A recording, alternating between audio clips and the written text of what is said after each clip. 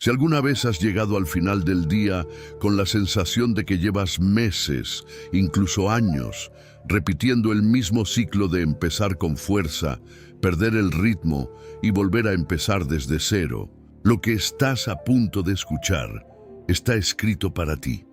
Piensa en el último proyecto que abandonaste. No el que dijiste que ibas a pausar, no el que reorganizaste, no el que pivotaste hacia otra dirección. El que simplemente dejaste morir en silencio porque llegó un momento en que el coste de seguir parecía mayor que el coste de parar. ¿Cuándo fue exactamente ese momento? ¿Fue cuando los resultados tardaron demasiado en llegar? ¿Cuando alguien te dijo que no iba a funcionar y una parte de ti lo creyó? ¿Cuando apareció una opción nueva que parecía más fácil, más rápida, más prometedora? Sea cual sea la respuesta, hay algo que quiero que entiendas antes de que pase un minuto más. No te rendiste porque eres débil. Te rendiste porque nadie te enseñó a construir lo único que hace imposible rendirse. Y hoy vamos a construirlo juntos. Cuando termines este video, vas a ser un hombre que no necesita motivación para seguir adelante. Porque la motivación se acaba. Lo que no se acaba es la identidad. Y la identidad es exactamente lo que vamos a forjar hoy. Hay una diferencia fundamental entre el hombre que intenta no rendirse y el hombre que es incapaz de rendirse. El primero lucha contra sus impulsos cada día. El segundo no tiene que luchar porque ya decidió, mucho antes de que llegara la crisis, quién es. Y cuando sabes quién eres con esa claridad, la renuncia deja de ser una opción disponible. No porque sea imposible, sino porque contradice tan profundamente lo que eres que elegirla se siente como traicionarte a ti mismo. Los estoicos lo llamaban el hegemonicón, el principio rector interno, el núcleo desde el que emanan todas las decisiones. Y la construcción deliberada de ese núcleo es exactamente lo que separa al hombre que el mundo derrumba del hombre que el mundo no puede mover. Hoy en la senda del estratega vamos a construir ese núcleo en 3 actos. El primero, forjar la identidad antes de que llegue la tormenta. El segundo, convertir el fracaso en material de construcción, no en excusa para detenerse. El tercero, aprender a operar en silencio en un mundo diseñado para que abandones. Si este camino resuena contigo, suscríbete a la senda del estratega. Entremos en la forja. Antes de hablar de soluciones, necesitamos ser brutalmente honestos sobre el problema real. Porque la mayoría de los hombres que se rinden creen que su problema es la fuerza de voluntad.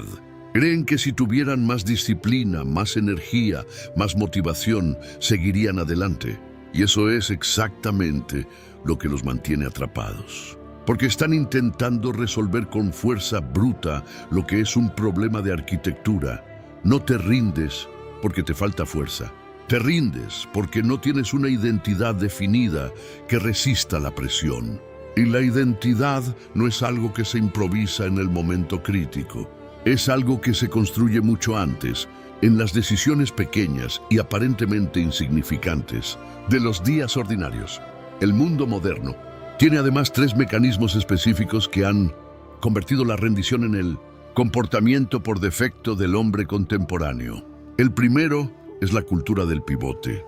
En los últimos 10 años, cambiar de dirección ante el primer obstáculo ha sido reencuadrado como inteligencia estratégica. Pivota rápido, falla rápido, itera rápido.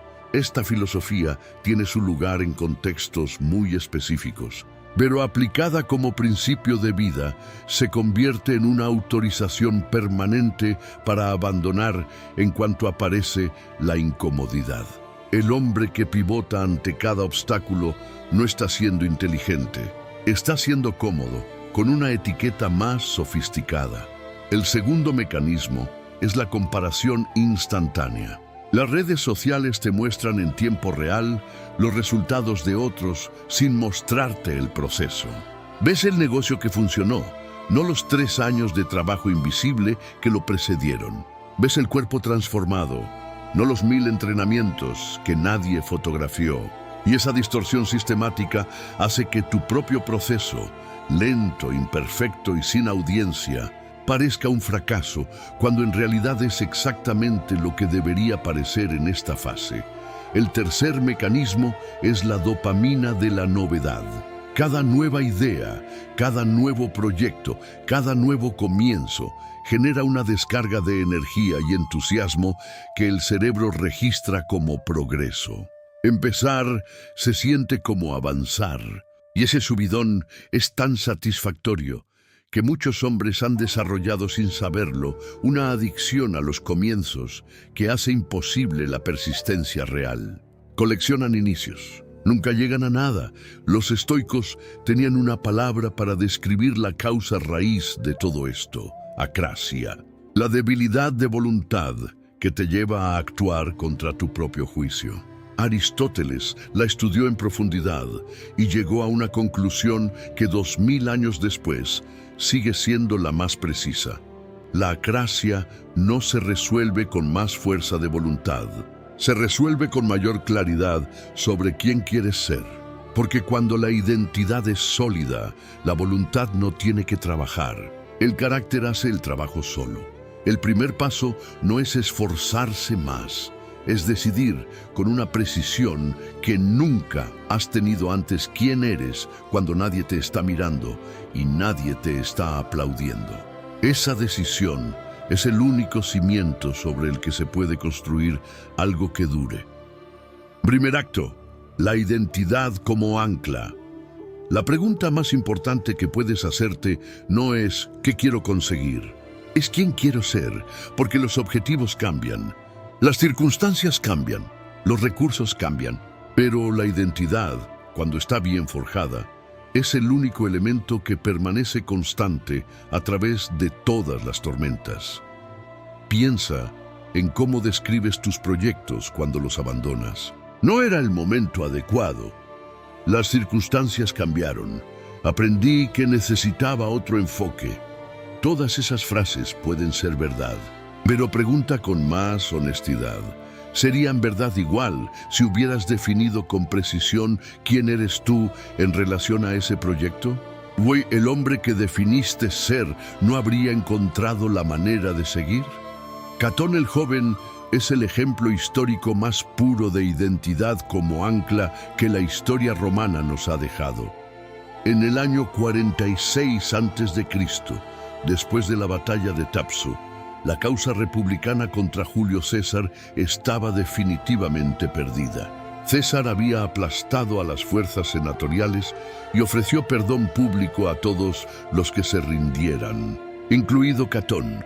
Para cualquier hombre que definiera su éxito en términos de resultados, la rendición era la única respuesta racional. La guerra estaba perdida. La resistencia era imposible. El perdón estaba sobre la mesa. Catón rechazó el perdón. No por arrogancia, sino porque aceptarlo habría significado reconocer que César tenía el derecho de perdonarle. Es decir, que César tenía autoridad sobre él, y eso era incompatible con quién era Catón, no con lo que Catón quería conseguir, con lo que Catón era.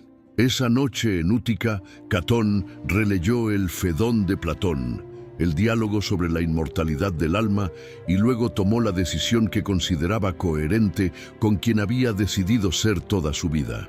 Sus contemporáneos, incluidos sus enemigos, lo describieron como el acto más libre que Roma había presenciado, no porque el resultado fuera victorioso, sino porque fue absolutamente consecuente con una identidad que ninguna derrota había podido erosionar. La pregunta que Catón nos hace desde el siglo I no es ¿él hizo lo correcto? Esa es una pregunta sobre resultados.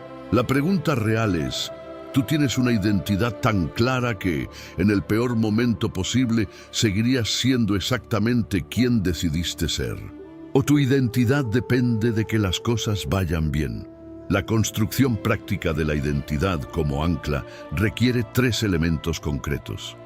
El primero es la declaración de carácter.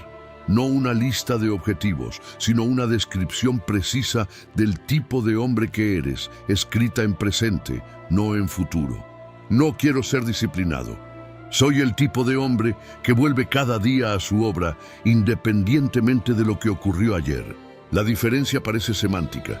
Neurológicamente es abismal. El segundo elemento es la prueba de coherencia diaria. Marco Aurelio se preguntaba cada mañana si las acciones que iba a tomar ese día eran coherentes con el hombre que decía ser. No como ejercicio teórico, como herramienta de calibración. Cada vez que actúas en coherencia con tu identidad declarada, esa identidad se fortalece. Cada vez que la traicionas, aunque sea en algo pequeño, la erosionas. La consistencia no es una virtud decorativa, es el mecanismo por el que la identidad se vuelve real. El tercer elemento es elegir deliberadamente tus referencias. Los estoicos sabían que el entorno moldea el carácter más que la voluntad.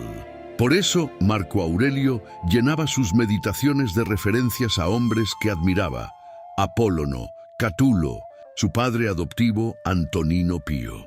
No para imitarlo servilmente, sino para tener un estándar concreto contra el que medir sus propias decisiones. ¿Quiénes son tus referencias?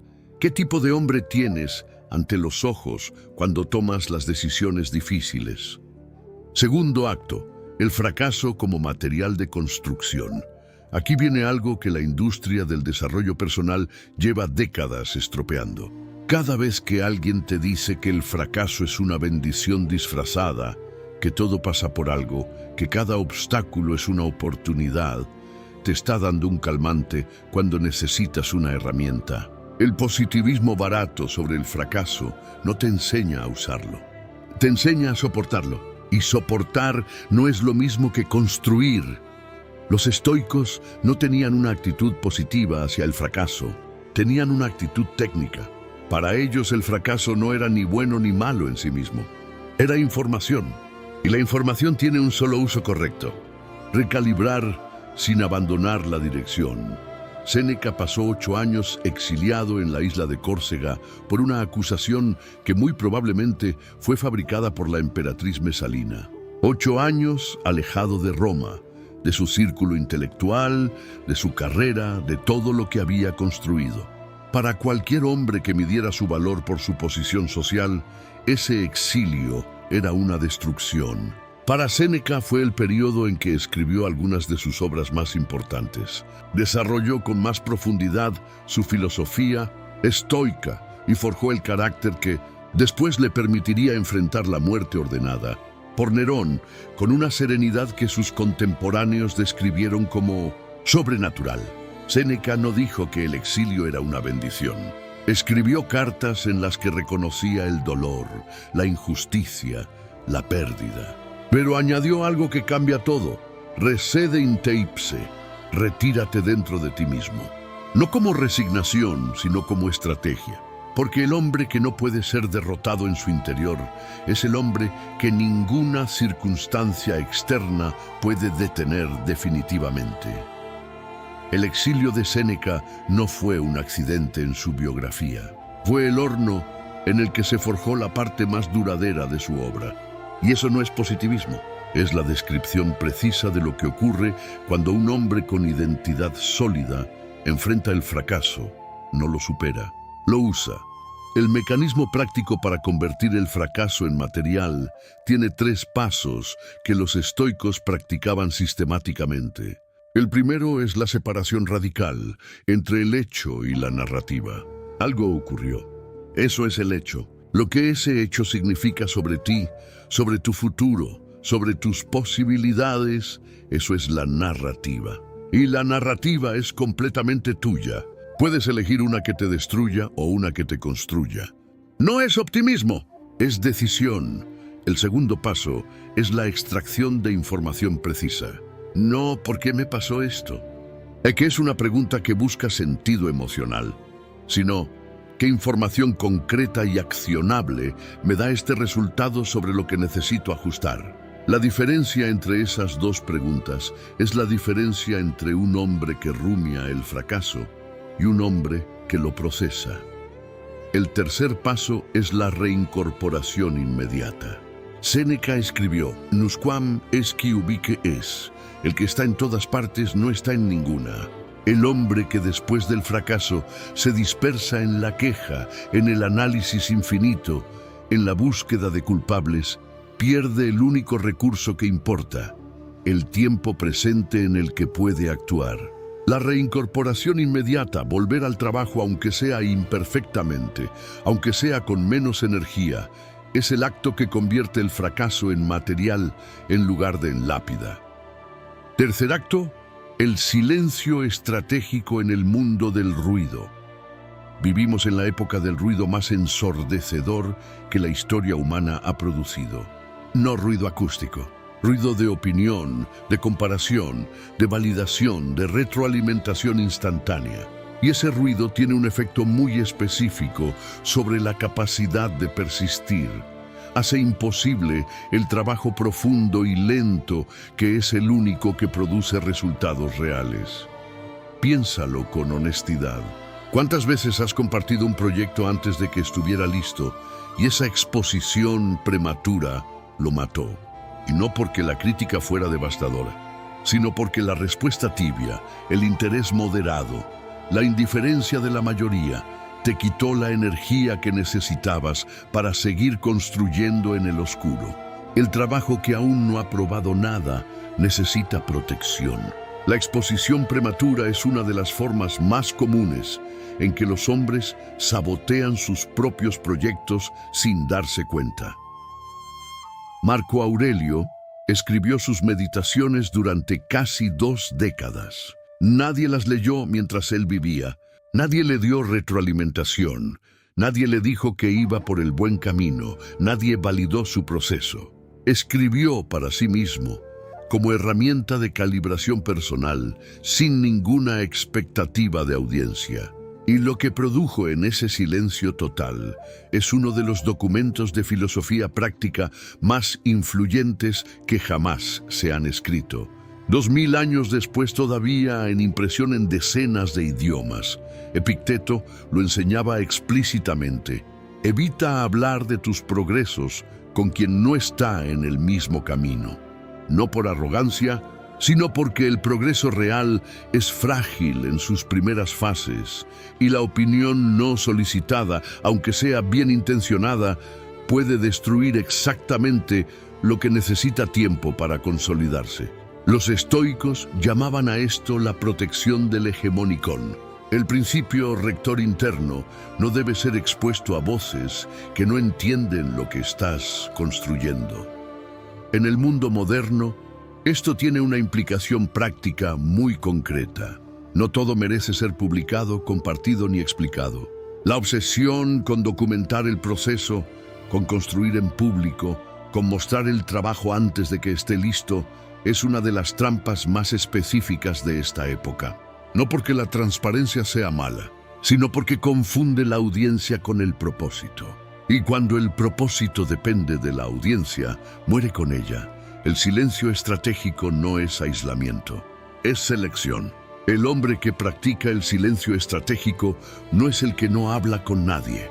Es el que elige con precisión con quién comparte qué y en qué momento. Comparte su trabajo cuando está lo suficientemente sólido para resistir el contacto con la realidad.